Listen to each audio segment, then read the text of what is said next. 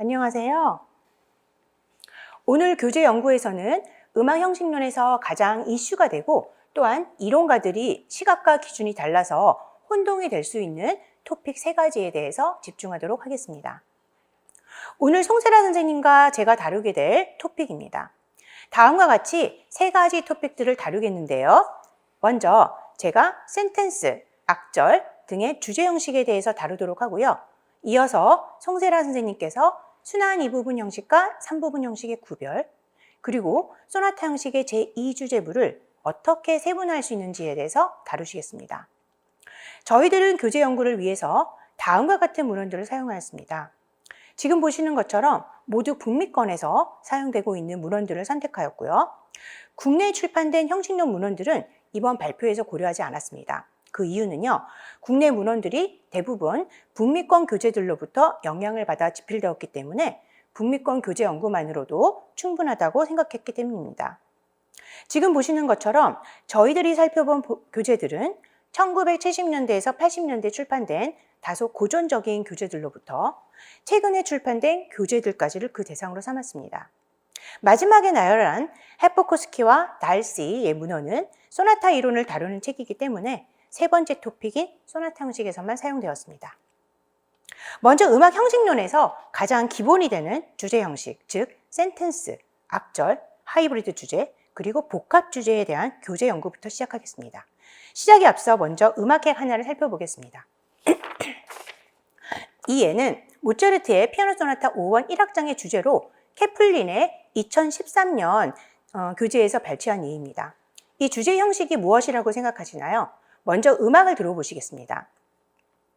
케플린은 온라인으로 음원을 제공하고 있습니다. 지금 보시는 것처럼 아이폰 어플을 통해서 챕터별로 음원을 들 수 있어서 수업 시간에 교재로 사용하기 매우 편하게 되어 있습니다. 먼저 음악을 한번 들어보시겠습니다.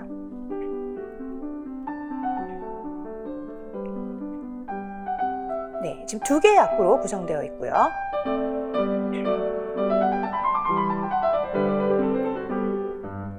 네, 이 예에서 케플린은 규범으로부터 벗어나 있지만 센텐스로 분석하고 있습니다.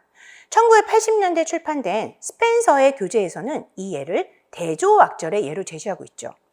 이처럼 동일한 음악 예이지만 형식을 다르게 보는 이유는 무엇일까요? 그것은 이론가들마다 형식을 판단하는 기준이 다르기 때문인데요. 이러한 기준은 1998년에 출판된 케플린의 교재를 기점으로 상당히 명확하게 정리되었습니다. 그 영향력은 상당히 강력해서요. 그 이후에 출판된 대부분의 교재들에서도 케플린의 시각이 반영되어 있는 경우가 꽤 많았습니다. 한편 케플린은 1998년의 문헌을 기초로 좀 더 교재답게 풍부한 연습 문제들을 보강하고 재편집해서 2013년 Analyzing Classical Form이라는 제목으로 다시 교재를 내놓았습니다. 모든 연습 문제들이 아이폰 어플을 통해서 풀 수 있게끔 되어 있어서 교재로 사용하시기가 상당히 편리하게 되어 있습니다. 한번 보시겠습니다. 지금 보시는 거는요, 챕터 2에서 나와 있는 리스닝 퀴즈입니다. 지금 보시면은요, 이렇게 음원을 듣고 나서 즉 각 문제를 이렇게 풀 수 있게끔 되어 있습니다. 그래서 각 문제에 대한 답을 객관식으로 이렇게 풀 수 있게 되어 있죠. 상당히 편리하게 되어 있습니다. 다시 PPT로 돌아가겠습니다. 케플린을 기준으로 그 이전과 그 이후의 주제 형식에 대해서 어떠한 변화가 생겼는지를 살펴보기 위해서 그림으로 정리해 보았습니다. 지금 보시는 것처럼 1998년 케플린은 클래시컬 폼의 출판과 함께 센텐스라는 개념을 형식론에서 이론적으로 확립시켰습니다. 물론 센텐스는 그 이전과 그 이전에요. 아놀드 셴베르크나 어윈 라치의 저서에서도 소개된 바 있습니다. 그러나 그 개념이 다소 막연하게 설명되어 있어서 이후 형식론 교재에서는 센텐스의 개념이 크게 반영되어 있지 않았습니다. 이처럼 센텐스와 악절이 명확하게 구별된 것이 케플린의 가장 중요한 업적 중 하나라고 할 수 있겠습니다. 케플린은 또한 센텐스와 악절이 결합된 하이브리드 주제와 컴파운드 팀까지 소개하였습니다. 좀 전에 말씀드린 것처럼 케플린 이전에 1980년대의 교재들에서는요, 케플린의 센텐스가 등장하지 않습니다. 베리, 그린, 스펜서는 모두 종지의 강도를 강조하면서 악절을 설명하고 있는데요. 자세한 사항은 유인물 5쪽, 6쪽을 참고해 주시면 감사하겠습니다. 케플린 이후의 대표적 교재에는 메티스와 산타의 교재가 있는데요. 앞서 말씀드린 바처럼 이들 교재에서는 케플린의 영향을 강하게 받고 있습니다. 이처럼 케플린의 교재는 형식론에서 매우 중요하다고 할 수 있고요. 따라서 오늘 저는 케플린의 교재에서 분류하는 주제 형식을 집중적으로 소개하도록 하겠습니다. 시간상 각 주제 형식에 대해서 아주 간단하게 설명드릴 예정이고요. 자세한 사항은 프로시딩을 참고하시면 되겠습니다. 먼저 케플린의 센텐스에 대해서 설명드리겠습니다. 그 전에 베이직 아이디어에 대해서 잠시 보시겠는데요. 그가 말하는 베이직 아이디어는요. 고전주의 시대에 보통 두 마디로 나타나고요. 다른 아이들과 결합되어서 악구가 될 수 있고 또한 모티브를 발전시킬 수 있도록 단편화될 수 있는 규모라고 말합니다. 이때 베이직 아이디어는 잘게 쪼개지는 한마디 단위를 베이직 아이디어에서 잘게 쪼개지는 한마디 단위가 있는데 그것을 케플린은 모티브라고 말하기 때문에 이전에 형식론에서 사용되는 모티브와는 구별을 하셔야 할 것 같습니다. 케플린에게 센텐스는요, 고전주의 시대의 가장 중요한 주제 형식 중 한 유형입니다. 프리젠테이션 프레이즈와 컨티뉴에이션 프레이즈 두 개의 악구로 구성되고요. 첫 번째 악구인 프리젠테이션 프레이즈에서는 진술의 기능을 보여주기 위해서 두 마디의 베이직 아이디어가 등장한 후에 즉각적으로 반복을 하고요. 화성적으로는 종지 없이 으뜸마음의 연장을 보입니다. 두 번째 악구인 컨티뉴에이션 프레이즈에서는 컨티뉴에이션 펑션, 즉 전개 기능을 위해서 한마디 단위의 프래그멘테이션이 나타나고 종주를 보여줍니다. 이 예에 대한 예로 베토벤 소나타 1번 제1악장의 주제를 보여드리겠습니다. 이 예는 센텐스의 아주 모범적인 예로 많은 문헌에서 인용하고 있죠. 음악을 들으시면서 프리젠테이션 프레이즈와 컨티뉴에이션 프레이즈에서의 음악적 내용을 확인해 보시기 바랍니다.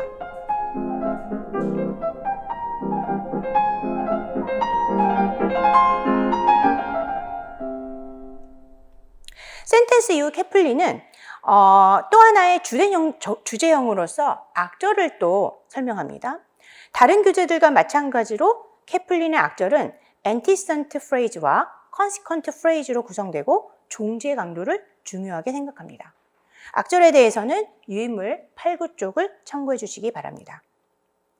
센텐스와 악절의 설명 이후 케플린은 이들 두 주제형을 혼용한 형태의 하이브리드 팀을 네 가지로 유형화시켜서 소개합니다.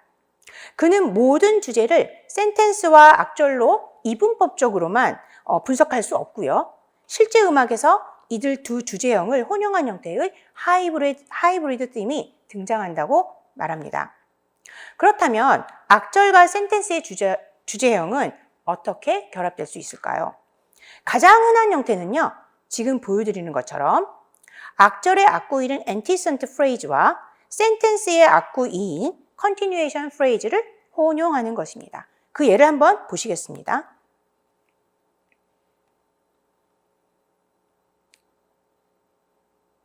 네, 지금 얘는 모차르트의 곡이고요. 처음에 antecedent phrase가 베이직 아이디어와 컨트래스팅 아이디어를 통해서 half cadence로 끝나고 있고요. 두 번째 악구에서 continuation, 즉 센텐스의 두 번째 악구가 fragmentation을 통해서 나타나고 그리고 종지형을 통해서 완결하고 있는 그런 유형을 보여주고 있습니다. 즉 antecedent phrase와 continuation phrase가 혼용된 예입니다. 두 번째 유형을 보시면은요. 두 번째의 하이브리드 팀인데요. 첫 번째 유형과 상당히 비슷합니다. 그러나 두 번째 악구가 센텐스의 전개적인 기능 없이 케이덴셜 펑션으로만 이루어진 경우입니다. 여기에 대해서는 유인물 10쪽에 있고요. 시간상 생략하도록 하겠습니다. 지금까지 하이브리드 팀의 두 가지 유형을 보셨는데요. 아마도 이런 질문이 나올 것 같습니다. 이런 하이브리드 팀은 기존의 다른 교재에서 설명한 대조 악절 아닌가요? 이렇게 질문이 나올 수 있죠. 케플린은 이들 유형을 대조악절로 불러도 뭐 틀렸다고 할 수는 없다. 하지만 이런 용어를 사용하게 되면 두 번째 악호에서의 전개적인 기능과 종지적 기능을 구별하기가 어렵다라고 말하고 있습니다. 케플린의 하이브리드 sim의 세 번째와 네 번째 유형은요, Compound Basic Idea라는 새로운 악호와 결합하는 것입니다. 이런 악구는 바로 선율적으로는 악절의 성격을 갖고요. 화성적으로는 센텐스의 성격을 갖고 있는 것입니다. 즉, 선율적으로는 악절의 피리어드의 첫 번째 악구의 베이직 아이디어와 컨트래스팅 아이디어의 그런 성격을 보여주고 화성적으로는 센텐스의 타니 프롤ongේ션을 보여주고 있죠. 이것이 바로 컴파운드 베이직 아이디어라고 칭하고 있습니다. 따라서 이런 컴파운드 베이직 아이디어는 센텐스의 두 번째 악구인 continuation phrase와 혹은 악절의 두 번째 악구인 consequent phrase와 결합해서 하이브리드 theme을 설명할 수 있고요. 이를 케플린은 세 번째 유형과 네 번째 유형으로 분류하고 있습니다. 그럼 세 번째 유형, 즉 compound basic idea와 센텐스의 두 번째 악구인 continuation phrase가 결합된 예를 한번 보도록 하겠습니다. 네, 지금 보시면은요, 지금 하이든의 피아노 소나타인데요. 컴파운드 베이직 아이디어 네 마디와 그 다음에 컨티뉴에이션, 즉 센텐스의 두 번째 악구죠. 그것이 결합된 형을 나와 있고요. 그 다음 하이브리드 팀 네 번째는요. 컴파운드 베이직 아이디어 네 마디와 컨시퀀트 프레이즈, 즉 악절의 두 마디, 죄송합니다. 악절의 두 번째 악구로 결합된 그러한 하이브리드 팀을 보여주고 있습니다. 이처럼 케플린은 센텐스와 악절을 결합한 하이브리드 팀을 제시하고 있는데요. 여기서 궁금하실 게 있으실 것 같습니다. 즉 다음과 같이 센텐스의 그 첫 번째 악구인 프레젠테이션 프레이즈와 악절의 두 번째 악구가 결합될 수는 없는 것일까? 라는 질문이죠. 물론 이론적으로는 가능합니다. 그러나 케플린은 그렇게 된다면 베이직 아이디어가 너무 많이 등장하기 때문에 불필요한 중복이 나타나고 따라서 곡이 너무 단조롭게 될 것이다 라고 말하면서 실제 작품에서는 거의 등장하지 않는다고 말합니다. 케플린은 또 마지막 주제형으로 컴파운드 팀이라는 용어를 제시합니다. 우리가 알고 있는 더블 피리어드, 즉 이중악절이 바로 이 유형에 속하는데요. 케플린은 이중악절 대신 컴파운드 피리어드라는 용어를 사용하면서 아울러 컴파운드 센텐스도 함께 소개하고 있습니다. 먼저 컴파운드 피리어드를 보시겠습니다. 컴파운드 피리어드는요, 지금 컴파운드 엔티시던트와 컴파운드 컨시퀀트로 구성되고 있고, 다음과 같이 세 가지 유형, 즉 센텐스 두 개로 이루어진 컴파운드 피리어드, 혹은 하이브리드 팀 3가 두 개로 구성돼서 컴파운드 피리어드를 이루어지는 경우, 그 다음 마지막으로 하이브리드 팀 1이 두 개가 나타나서 컴파운드 피리어드를 이루는 유형, 세 가지의 유형으로 분류를 하였습니다. 가장 중요한 것은 컴파운드 엔티시던트보다 컴파운드 컨시퀀트에서 종결감이 더 강해야 한다는 것입니다. 그럼 이 중에서 첫 번째 유형, 즉 두 개의 센텐스로 구성된 컴파운드 피리어드의 예를 한번 보도록 하겠습니다. 네, 베토벤 피아노입니다. 피아노 콘체르토에서 갖고 왔습니다. 보시겠습니다.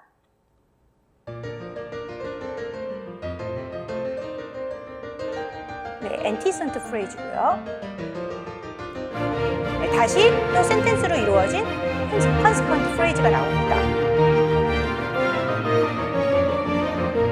네, 그러니까 즉 첫 번째 센텐스가 엔티시던트 프레이즈가 되고 두 번째 센텐스가 컨시퀀트 프레이즈로 이루어진 컴파운드 팀이 되는 거죠. 나머지 유형의 컴파운드 피리어드는 유인물 12쪽에서 15쪽을 봐주시면 감사하겠습니다. 두 번째로 또 컴파운드 팀으로 컴파운드 센텐스라는 것이 있습니다. 이것은 컴파운드 프레젠테이션과 컴파운드 컨티뉴에이션으로 구성됩니다. 먼저 컴파운드 프레젠테이션은요, 센텐스의 프레젠테이션 프레이즈가 2배로 늘어났다고 생각하시면 되겠습니다. 즉, 4마디의 컴파운드 베이직 아이디어가 나타난 후에 이 컴파운드 베이직 아이디어가 반복을 하면서 으뜸마음의 연장을 보이는 거죠. 이후 컨티뉴에이션 펑션과 케이던셜 펑션이 나타나면서 이렇게 컴파운드 센텐스가 만들어집니다. 베토벤의 예 한번 들어보시도록 하겠습니다. 네, 처음에 프레젠테이션이 시작되고 있습니다. 이 프레젠테이션은 컴파운드 베이직 아이디어가 반복을 하면서 나타나게 되죠. 자, 이제 컨티뉴에이션이 프래그멘테이션에 의해서 형성되고 있습니다.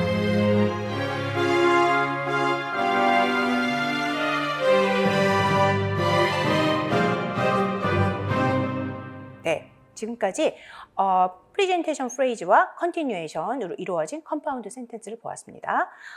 지금까지 케플린의 교재에서 나타난 주제 형식을 말씀드렸고요. 케플린 이후에 출판된 교재, 즉 메티스와 산타의 문헌을 간단하게 살펴보겠습니다. 메티스 형식론의 제목은 The Analysis of Musical Form으로 2007년에 출판되었고요. 또한 산타의 히어링 폼은 2009년에 초판이 이루어져 있고 그다음 2017년 최근에 2판이 나왔습니다. 그리고 지금 보시는 것처럼 밑줄에 답을 쓰게 하는 방식의 워크북이 교재 뒤에 함께 묶여 있어서 교재로 사용하기에 편리하게 되어 있습니다. 초판에서는 선곡집과 세트로 출판되었었는데요. 2017년에는요, 선곡집뿐만 아니라 컴패니언 웹사이트가 세트로 함께 구성되어 있어서 형식론 수업하기가 매우 편리해졌습니다. 잠깐 웹사이트를 보시면은요, 먼저 회원 가입을 하시고 나서 이처럼 메뉴를 가보시면은요, 이렇게 음원이 제공되고 그 다음에 인스트럭터 매뉴얼 등이 있어서 이용하시기 편하게 되어 있으십니다. 이 교재는 케플린에 비해서 내용이 좀 압축적이고요. 내용 역시 간단하기 때문에 부담 없이 이제 가볍게 사용하실 수 있으실 것 같습니다. 메티스와 산타는 케플린처럼 센텐스를 설명하지만은요, 조금씩 다르게 설명합니다. 먼저 산타는요, 프레젠테이션 프레이즈에서 베이직 아이디어와 반복이 나타나고 컨티뉴에이션에서는 베이직 아이디어의 동기가 발전되어서 종지적 제스처로 도달한다고 명확하게 언급하지만 케플린과 달리 프레젠테이션 프레이즈에서의 타니 프롤ongation 언급하고 있지 않습니다. 메티스는요, 케플린과 달리 센텐스가 한 개의 악구로 구성된다는 점이 가장 큰 차이입니다. 그 이유는요, 메티스는요, 모든 프레이즈가 종지가 있어야 된다고 얘기를 하고 있기 때문입니다. 그리고 그는 스테이트먼트, 얼리피티션, 그리고 컨티뉴에이션의 세 개의 부분으로 센텐스가 구성되어 있고 1대 1대 2의 비율 혹은 그것의 배수로 구성된다고 언급합니다. 악절의 경우에서는 이들 두 교재에서, 그러니까 산타하고 메티스에서는 케플린과 달리 악절의 종류의 대조 악조를 포함시키고 있습니다. 주제원과 관련된 교재 연구는 전 여기까지고요. 자세한 사항은 유의물을 참고해 주시기 바랍니다. 그럼 송세라 선생님께서 이후의 발표를 계속 이어가 주시겠습니다. 감사합니다. 안녕하세요. 음악 형식론에 대한 교재 연구를 맡은 송세라입니다.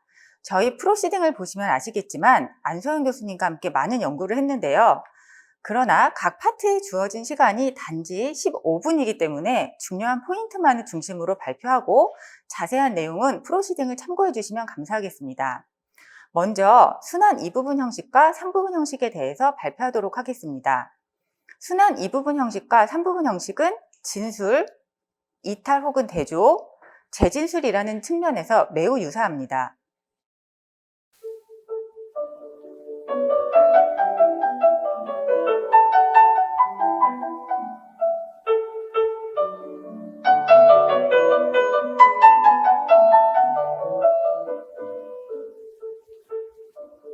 모차르트의 이 작품은 D장조에서 단락 A가 진술이 되고 딸림조의 팩으로 끝이 납니다.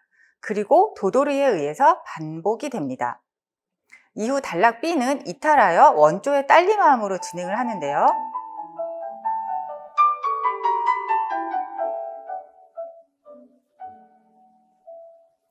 이후 단락 A가 재진술됩니다.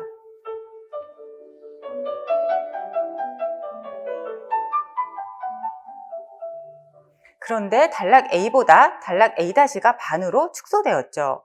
따라서 앞에 A와 뒤에 B, A의 두 부분으로 나뉘면서 길이도 비슷합니다. 이런 경우에 순환 2부분 형식으로 분석됩니다.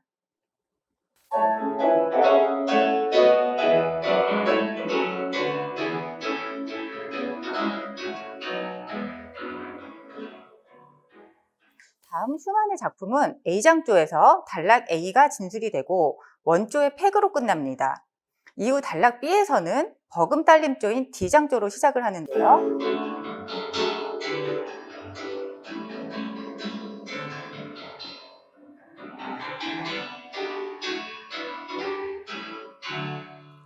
D장조의 팩으로 끝이 납니다. 그리고 단락 A와 조성 및 소재의 대조가 분명히 나타납니다. 이후 단락 A는 그대로 재현되고 있습니다.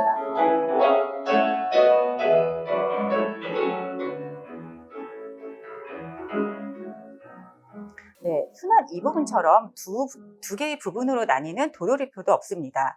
따라서 독립된 세 개의 부분으로 나뉘며 3부분 형식으로 분석됩니다. 이처럼 분명하게 분석되기만 하면 참 좋을 텐데요. 순환 이 부분에서 한 섹션이 확장되거나 혹은 다른 요인들에 의해서 분석의 시각에 차이를 보여주는 곡들이 존재합니다. 이런 시각을 알아보기 위해서 먼저 순환 이 부분과 3부분을 정의하는 요소들을 각 교재별로 비교해 보도록 하겠습니다. 프로시딩의 각 교재별 정리는 개인적으로 참고를 해주시고요. 지금은 페이지 34쪽을 봐주시면 되겠습니다. 이 두 형식을 정의하는 요소들은 도돌이표, 단락 A-의 길이, 단락 A의 종지, 단락 B의 소재, 그리고 단락 B의 화성 및 종지가 있습니다. 먼저 도돌이표를 보시면 베리, 그린, 메티스, 산타는 순환 이 부분에서 반복에 의한 두 개의 부분을 언급을 합니다. 그러나 케플린은 교재에서 반복은 고려 대상이 아님을 알 수가 있었습니다. 이들 중에서요, 메티스는 세 개의 구별되는 형식 기능을 언급을 합니다. 케플린도 3파트 디자인 그리고 세 개의 형식적 기능을 강조를 하는데요. 엑스포지션, 컨트라스팅 미들, 그 다음에 리캡 이렇게 명칭을 붙이기도 합니다. 그런데 소나타 형식과 혼동될 수 있으니 그냥 알파벳인 A, B, A-로 분석을 합니다. 이렇게 3부분의 측면을 강조를 하기 때문에 순환 이 부분을 케플린은 스몰 터너리 폼이라고 명칭을 붙입니다. 그러나 스몰 터너리 폼은 순환 이 부분 형식, 즉 라운디드 바이너리와 같은 의미이고요. 케플린의 1998년도 교재를 보시면 교재에서는 제목에 스몰 터너리만 제목으로 되어 있습니다. 그런데 2013년도 교재에서는 라운디드 바이너리가 제목으로 같이 붙여져 있죠. 그리고 케플린은 이렇게 도돌이표에 의해서 두 부분의 구상일 경우에는 스몰 터너리의 라운디드 바이너리 버전이라고 언급을 합니다. 도돌이표에서 3부분을 보시면 메티스와 산타는 반복 표시가 없음을 언급을 하는데요. 메티스와 산타가 이렇게 언급하는 이유는 이들에게 순환 이 부분 형식은 도돌이표에 의해서 두 개의 부분으로 구상이 될 때는 순환 이 부분 형식이고 각각의 섹션이 세 부분으로 이렇게 분할이 되면서 독립이 될 때는 3부분 형식으로 분석하기 때문입니다. 다음 단락 A-의 길이를 보시면 모든 저자들이 단락 A-가 단락 A보다 축소됨을 언급을 하지만 그린과 케플린은 사실 단락 A-가 길이가 길 수도 있고 또 동일할 수도 있습니다. 3부분에서 베리, 산타, 메티스는 단락 A와 단락 A-의 길이가 비슷하거나 더 길다고 언급합니다. 다음 단락 A의 종지에서 베리를 제외한 모든 저자들은 섹셔널하거나 또 컨티뉴어스를 다 언급을 하지만 순환 이 부분이나 3부분에서도요. 그런데 베리는 순환 이 부분에서 주로 클로즈리 렐러티브 키로 맞춘다고 얘기를 하고 그 다음에 3부분에서는 원조의 팩을 언급을 합니다. 단락 B의 소재에서 순환 이 부분 형식이나 3부분 모두 대조 혹은 이탈이 되고 있죠. 그렇지만 당연히 3부분에서의 강도가 훨씬 셉니다. 베리는 3부분에서 만약 단락 A의 소재를 사용할 경우에는 멜로디, 윤곽, 텍스처, 조성 등 다른 요소의 분명한 대조가 나타난다고 언급을 합니다. 그린에게 단락 B의 소재는 굉장히 중요합니다. 형식을 구분하는 데 있어서 굉장히 중요한데요. 순환 이 부분에서는 단락 A의 소재를 사용하는데 반면 3부분에서는 명확한 대조가 나타난다고 언급합니다. 단락 B의 화성 및 종지를 보시면 순환 이 부분에서는 대부분 저자들이 순환 이 부분의 단락 B에서 딸림화음을 강조합니다. 3부분에서 산타는 단락 B의 끝이 독립된다고 언급합니다. 이러한 기준을 염두에 두고 작품을 통해서 다양한 시각을 살펴보도록 하겠습니다.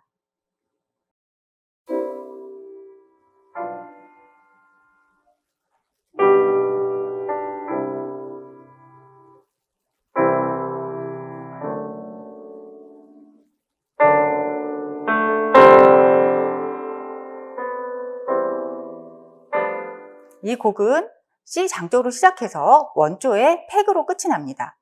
그리고 도돌이표가 없죠. 단락 B는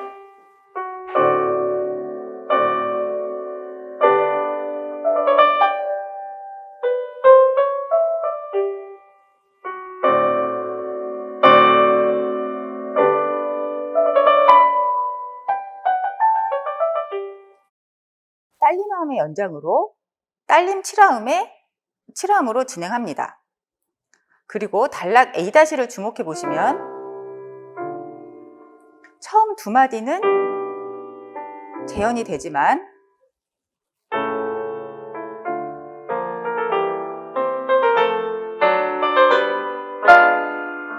그 다음은 단락 A에서 굉장히 많이 벗어나고 있음을 보실 수가 있습니다. 그리고 마디도 두 마디가 확장이 됩니다. 이런 경우 케플리는 원조의 팩으로 끝나고 단락 A가 도돌이표가 없고 그리고 단락 A-가 두 마디가 확장이 되고 음악적으로 A보다 많이 벗어났음에도 불구하고 스몰 터너리 폼으로 분석을 합니다. 따라서 케플린에게 도돌이표나 A-의 길이는 고려 대상이 아닙니다.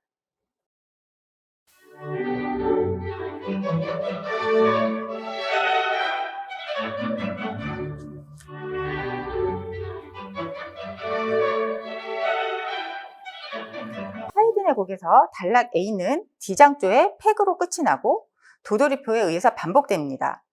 그리고 단락 B는 소재 텍스처 조성에서 분명한 대조가 나타나죠.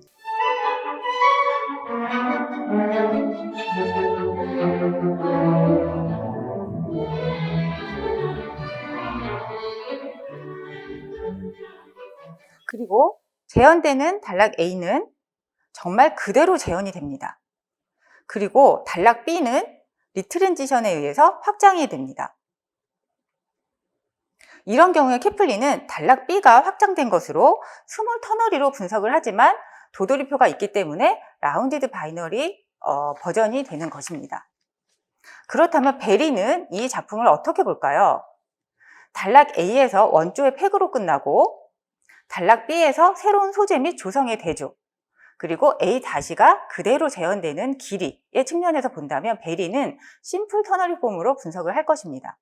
다음은 베리의 예제인데요. 베토벤의 피아노 소나타 중에서 3악장 미뉴엣 트리오 중에서 미뉴엣이라는 점을 기억해 주시면 좋겠습니다.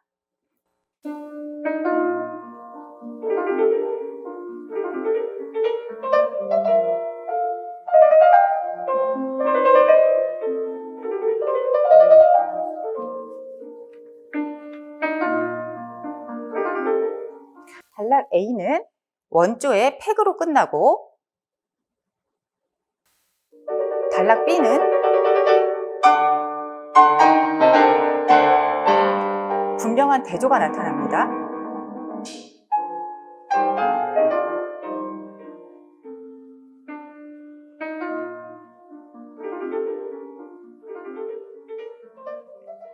그리고 단락 A-는 단락 A가 그대로 재현된 이후에 코데타에 의해서 확장됩니다. 베리는 이러한 시각에서 첫 번째 단락이 원조의 팩으로 끝이 나고 그 다음에 두 번째 단락이 이탈이 분명하고 그 다음에 세 번째 단락이 그대로 재현된다는 점, 그리고 888마디의 그 대칭적인 측면에서 심플 터너리 폼으로 분석합니다. 이와 유사한 악곡에 대해서 매티스는 다른 시각을 보여주는데요.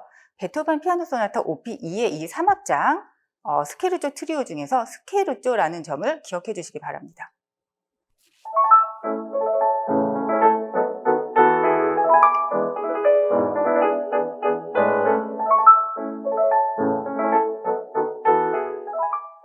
단락 A는 원조의 팩으로 끝납니다. 단락 B는 단락 A의 소재로 시작을 하지만 두 번의 전조가 나타나고 새로운 소재가 도입됩니다.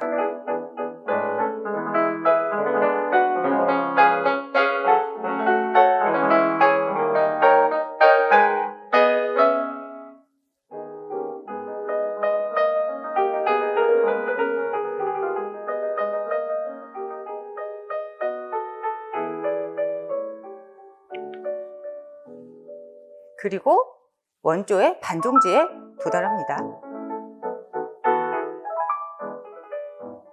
매티스는 이 단락 B에 대해서 전조적이고 발전적이라고 언급합니다. 재현되는 단락 A-는 단락 A가 그대로 재현이 되고 코데타에 의해서 확장됩니다. 매티스는 이 곡을 순환 이 부분의 예로 사용하고 있습니다. 여기에서 매티스의 기준을 다시 한번 살펴봐야겠습니다. 지금 이 곡이 단락 A와 A-가 동일하고 또 더 확장이 되어 있죠. 그리고 단락 B가 전조되는 악보그룹, 또 굉장히 발전적인 요소가 나타납니다. 이러한 요인들만 보면 3부분의 형식으로 분석이 가능할 것도 같은데 매티스는 이 도돌이표를 굉장히 중요한 그 요인으로 보는 것으로 판단됩니다. 일단 도돌이표에 의해서 두 개의 부분으로 나뉘면 매티스는 순환 이 부분으로 분석을 하고 있습니다. 또한 매티스는 18, 19세기의 민요의 트리오 악장에서는 이와 같이 순환 이 부분 형식에서 하나나 두 개의 파트가 확장된 형태로 나타나는 것을 언급하면서 순환 이 부분 형식으로 분석합니다. 굳이 분류해보자면 아주 규범적인 순환 이 부분은 스몰, 그리고 확장된 형태가 포함된 형식은 라지, 라운디드 바이너리 폼으로 분석을 합니다. 어쨌든 매티스의 시각에서는 순환 이 부분으로 분석이 되고 있습니다. 케플린도 이와 같은 민요의 정식을 스몰 터너리의 라운디드 바이너리 버전과 매우 유사성을 언급하면서 순환 이 부분의 시각에서 분석하고 있습니다. 그린의 시각에서는 어떨까요? 도돌이표가 있더라도 단락 B의 소재가 중요한 기준이 되는 그린은 단락적 3부분으로 분석할 것입니다. 베리는 어떨까요? 단락 A가 원조의 팩으로 끝나고 단락 B에서 분명한 대조, 그리고 단락 A의 재현의 길이를 생각해 볼 때 단순 3부분으로 분석을 할 것입니다. 그렇다면 앞서서 그 베리가 3부분으로 분석했던 이 베토벤의 곡을 매티스는 어떻게 분석할까요? 매티스는 라운디드 바이너리 폼으로 분석을 할 것입니다. 순환 2부분과 3부분은 첫 번째 부분을 다시 재진술하려는 생각, 그리고 그에 따라서 생겨지는 대조, 이러한 점 때문에 매우 유사합니다. 순환 2부분에서 2부분이라는 디자인의 세 개의 기능적인 특성 때문에 순환 2부분이냐 3부분이냐 하는 시각의 대립은 아마 영원할 것 같은데요. 각 교재의 기준과 작품을 통한 시각의 차이를 고려해 보시면서 도움이 되셨기를 바라겠습니다. 이번에는 소나타 형식 중 제2주제부의 세분화에 대해서 발표하도록 하겠습니다. 이 주제를 위해서 연구한 교재들입니다. 이 중에서 베리와 그린은 너무 오래된 교재이고 또 제2주제부의 세분화에 대해서 분명한 기준을 설명하고 있지 않기 때문에 참고만 했습니다. 따라서 이 발표에서 중점을 둔 교재는 케플린과 매티스입니다. 이 두 교재에서는 굉장히 분명하고 명확하게 기준을 제시하고 있습니다. 최근 교재인 산타는 생각보다 내용이 좀 이렇게 간단해서 중요한 포인트만 언급을 할 예정입니다. 헤포코스키엔 다하시의 소나타 이론은 교재라기보다는 이론서라고 할 수 있는데요. 케플린과 매티스가 이 교재의 개념을 언급하고 있고 또 분석 비교가 가능한 작품이 있어서 필요한 부분을 말씀드리도록 하겠습니다. 본 발표는 제2주제부의 세분화에 초점을 맞추고 있기 때문에 제2주제의 기본적인 특징들, 예를 들어 메인 주제와 어떻게 대조를 이루고 또 조성이 어떻게 되고 이러한 설명들은 제외하도록 하겠습니다. 용어는 교재마다 명칭의 차이는 있으나 우리는 일반적으로 제2주제라고 명칭을 붙입니다. 매티스는 제2조성 영역이라는 큰 범위를 먼저 설정하고 그 안에서 세컨더리 씀이라고 합니다. 두 교재 모두 제2주제는 그룹화될 수 있습니다. 그러나 각 교재에서 제2주제의 세분화에 대한 기준에서 차이가 있기 때문에 동일하게 생각하시면 안 됩니다. 그리고 케플린은 종결 주제 없이 코데타들로 이루어진 클로징 섹션이 있고요. 메티스는 종결 주제가 있고 그 이후에 코데타로 이어집니다. 먼저 케플린의 교재에 대해서 말씀을 드리겠습니다. 케플린에서는 악구 구조와 종지가 제2주제를 판단하고 구분하는 데 중요한 조건이 됩니다. 악구 구조는 진술, 전개, 종지의 기능을 포함하는 센텐셜, 그리고 악절적인 형태가 나타납니다. 센텐셜 형태가 가장 많이 나타나는데요. 제가 그 센텐셜 그리고 악절적이라고 하는 이유는 제1주제의 센텐스, 그 타이트니티한 제1주제의 센텐스와 악절 구조보다 느슨하게 나타나기 때문입니다. 예를 들어 센텐스에서 진술이 생략되고 전개부터 나온다든지, 아니면 전개가 반복되거나 종지가 연장되다든지, 그리고 악절에서는 후속구가 확장된 형태로 이러한 느슨한 조직으로 나타납니다. 케플린은 제2주제를 세분화하는 데 있어서 종지를 매우 중요하게 생각을 합니다. 모든 제2주제들은 반드시 팩으로 끝나야 한다고 강조합니다. 그렇다면 불완전 전격 종지나 반종지가 나타날 때는 어떻게 분석할까요?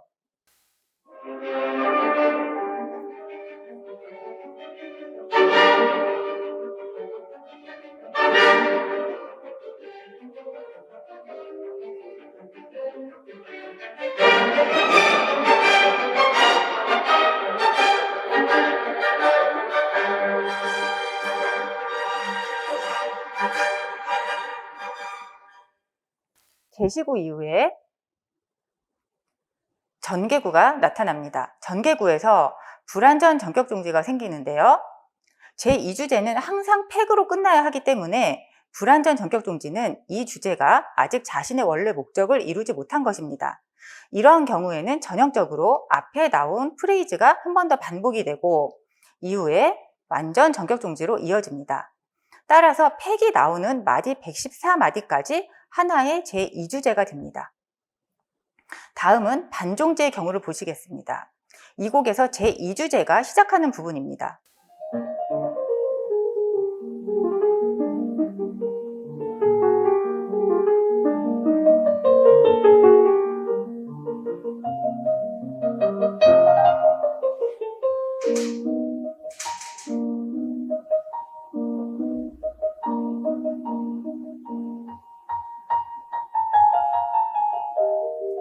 마디 30에서 반종지가 나타나고 마디 35까지 딸리마음이 계속됩니다.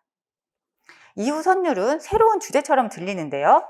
마디 59에 가서야 팩이 나타납니다.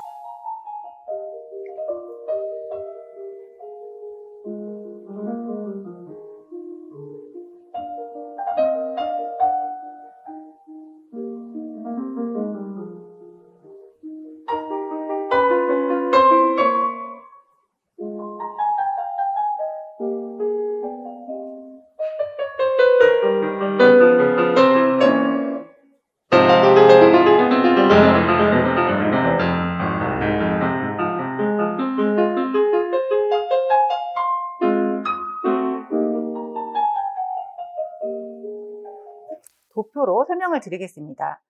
중간에 등장하는 반종지는 이 부분으로 구성된 제2주제 중 첫 부분에 대한 종지일 뿐 제2주제는 반드시 뒤에 완전 전격 종지로 마무리가 됩니다. 따라서 이 주제가 파트 1, 파트 2로 나뉠 뿐이지 하나의 주제가 됩니다.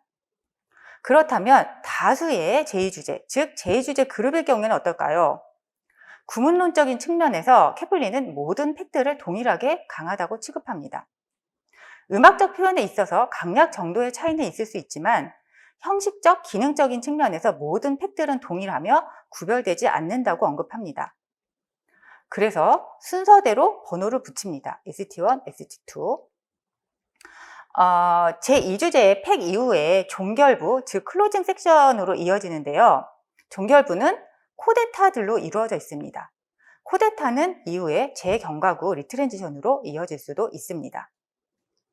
다음은 메티스의 제2주제의 세분화에 대해서 말씀을 드리겠습니다.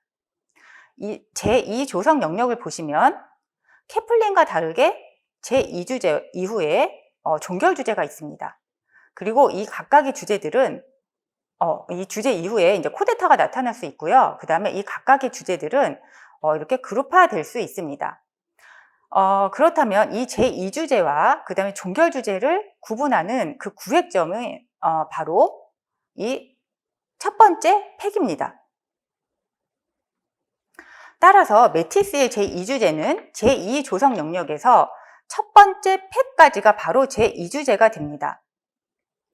첫 번째 팩이 나오기 이전에 불완전 전격 종지 혹은 반종지에 의해서 ST1, ST2로 구분이 됩니다. 자, 우리가 좀 전에 그 케플린의 분석으로 봤었던 곡입니다. 기억하시죠? 케플린과 매티스 도표를 통해서 비교해 보도록 하겠습니다. 케플린은 반종지가 등장을 하더라도 다음에 나오는 팩까지 하나의 제2주제로 분석을 합니다. 그런데 매티스는 반종지에 의해서 제2주제 1, 제2주제 2 각각의 제2주제로 분석을 합니다. 개별적인 두 개의 제2주제가 만들어지는 거죠. 그리고 그 다음에 팩이 나오더라도 케플린은 2주제 2로 분석을 합니다. 그런데 매티스는 첫 번째 팩을 중심으로 종결 주제로 이어집니다. 그리고 이 종결 주제는 그 다음 팩까지 이어집니다. 그 이후에는 케플린은 코데타들로 이루어진 종결 섹션으로 이어지고 매티스는 그냥 코데타로 분석을 합니다. 산타는 제2조성 영역에서 첫 번째 팩은 흔히 제2주제를 끝맺고 종결의 시작을 알린다라고 언급을 합니다. 이처럼 첫 번째 팩을 중요하게 생각을 했는데요. 이 개념은 헤포코스키 앤 다하시의 소나타 이론의 필수 제시부 종결점, Essential Expositional Closure EEC입니다. EEC는 제2주제 영역에서 새로운 조성을 확정하는 첫 번째 팩입니다. 케플린의 2013년도 교재와 매티스 교재에서는 이 개념이 본문에 언급이 되어 있고요. 산타는 본문에 없지만 참고 문헌에 헤포코스키 앤 다하시의 문헌들이 있으니 참고된 것으로 보입니다. 다음 모차르트의 피아노 소나타 K332 1악장을 통해서 매티스와 케플린의 시각을 비교해 보도록 하겠습니다. 그런데 마침 헤포코스키 앤 다하시의 소나타 이론에 이 곡을 분석한 부분이 있어서 세 시각을 비교를 해보도록 하겠습니다. 시간 관계상 음악은 제2주제부부터 듣겠습니다.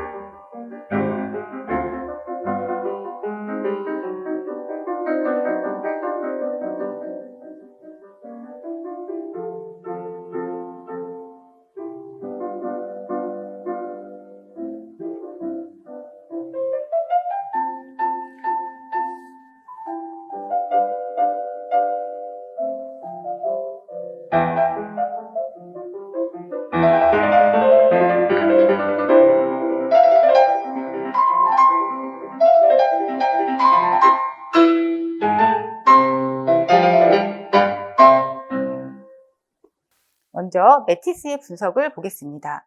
매티스는 제2주제 영역에서 첫 번째 팩이 나타나는 데까지 제2주제로 분석을 합니다.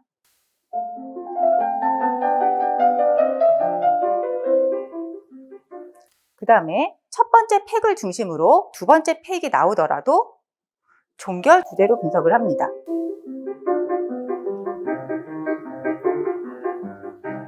그러나 마디 67부터 반종지가 생김에 따라 개별적인 두 개의 종결 주제, 즉 CT1, 2로 분석을 합니다.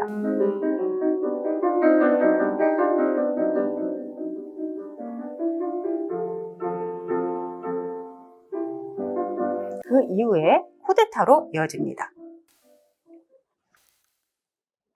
케플린의 분석을 비교해 보도록 하겠습니다. 첫 번째 팩까지 제2주제로 분석하는 것은 매티스와 동일합니다. 그러나 다음 팩까지 종결주제가 아닌 제2주제 2로 분석을 합니다. 즉 케플린의 교재에서는 종결주제가 없습니다. 그리고 반종지는 제2주제의 파트 1과 파트 2로 구분할 뿐이지 하나의 제2주제가 된다는 점도 큰 차이점입니다. 그리고 매티스는 종결주제 이후에 코데타로 이어지는데요. 케플린은 코데타들로 이어진 클로징 섹션이라고 명칭을 붙입니다. 다음은 헤포코스키 앤 다하시의 분석인데요. 이 교재는 사실 굉장히 많은 용어와 개념들이 등장을 합니다. 그래서 그것을 다 제가 설명을 드릴 수는 없고요. 좀 이렇게 기본이 되는 것만 말씀을 드리도록 하겠습니다. 헤포코스키와 케플린의 시각은 거의 정말 동일합니다. 즉 미디얼 시주라 이후에 제2주제 1이 시작합니다. 이 미디얼 시주라는 중간 휴지로서 제시부를 으뜸조와 딸림조로 나누는 기능을 하는 짧은 휴지를 가리킵니다. 즉, 제시부에서 트랜지션의 끝이 됩니다. 첫 번째 팩은 필수 제시부 종결점인 EEC가 되는데요. 이후에 포스트 EEC가 되고요. 그 다음에 포스트 미디얼 시주라가 다시 등장을 하면서 다음 팩이 나올 때까지 하나의 제2주제가 됩니다. 케플린과 마찬가지로 똑같죠. 제2주제 2, 그런데 2.1, 2.2, 2.3으로 구분만 됩니다. 케플린과 다르게 2.3으로 구분하는 이유는